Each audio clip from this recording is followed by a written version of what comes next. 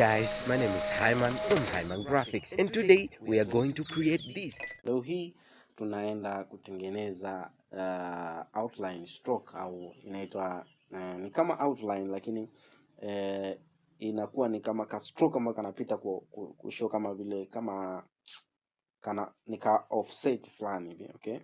Kwa nafikiri tunaionaga hii kwenye kampuni mbalimbali, mfano hiyo ni Clisoft yenyewe ina watermark au logo ya watermark kama hii ya Clisoft.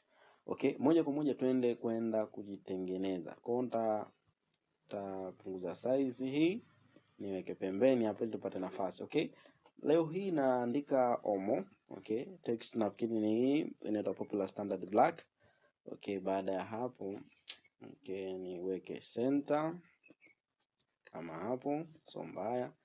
Okay, rangi naweza nikatumia hii dark, so mbaya. Kwa nitakuja hapa kwenye layer, alafu na duplicate kwa kubonyeza control C control shift V. Okay, sorry.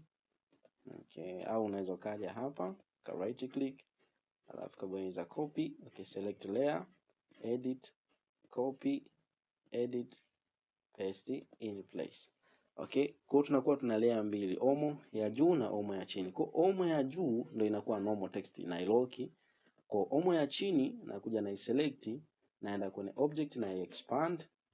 Okay, na bonyeza okay tena, kwa hiyo imekuwa expanded. Baada ya hapo nakuja kwenye object, naenda kwenye path, naenda offset path. Nikienda offset path hapa naweka, ngoja ni preview. Okay. Kwa ngoja niongeze labda 2 hapo. Okay, 2. Okay, baada ya hapo nabonyeza okay. Baada ya kubonyeza okay, naenda kwenye object, alafu na expand tena. Baada ya hapo kwa kitakuwa na kitu kama hicho. Ili tuone tofauti, acha hii layer ni maybe red. Okay, nafikiri tunaona, ngoja ni zoom kidogo. Tunaona malengo, yani tunatengeneza kitu kama hiki hapa. Lakini naona kama vile bado kwa nitaenda. Okay, chana nayo. Nitaenda pia nachukua layer chini ambayo ni hii hapa, na unlock na bonyeza control C control V, alafu naishusha chini kabisa mwa hii layer. Okay, nafikiri ni hii hapa. Hizi layer mpaka hapa. Okay, ngoja nizicut alafu nizipaste hapo. Okay, na yenyewe hapa nafikiri na hii okay, hizi okay. Haya, kwa nafikiri hii ndo hiyo outline ambayo tunaiona hapa. Okay, sasa nimesema tunakuja hapa layer moja ambayo nimeiduplicate na ika chini ili niende kuitengenezea pia outline. Okay, nakuja na select hiyo layer.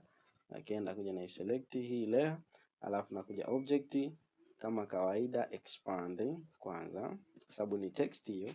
Baada ya hapo object, alafu path, alafu offset path, alafu tunaweka times 2, tunaweka mara 2, tunaweka *2, yani maana yake times 2. Baada ya hapo tukipiga okay, tunaona imeongezeka pia nyingine. Kwa hapa tunaweza tukaweka rangi nyingine, tuseme omo bwana rangi fulani kama haka. Kwa tukiweka hivi tunaona okay, hii text hii hapa. Kwa tunaona namna jinsi ilivyo, umeona? Kwa hilo ndo lengo kuu. Kwa baada ya hapo ngoja tubadilishe text tuweke ipe white. Nafikiri mpaka hapo utakuwa umenielewa mantiki yangu. Okay, namna kama hii hapa. Okay, namna kama hii hapa. Kwa hichi ndicho kitu ambacho nilipenda leo hii kuweza kushare na nyinyi ndugu zangu jinsi ya kutengeneza outline. Kwa hiyo ndo namna ya kutengeneza outline kiufupi. Kwa hiyo tunaona hapa nimetengeneza hizi. Kwa zote hizi nimezitengeneza kwa mfumo kama huo. Okay, nimeweka lock. Okay, kwa unaweza ukatengeneza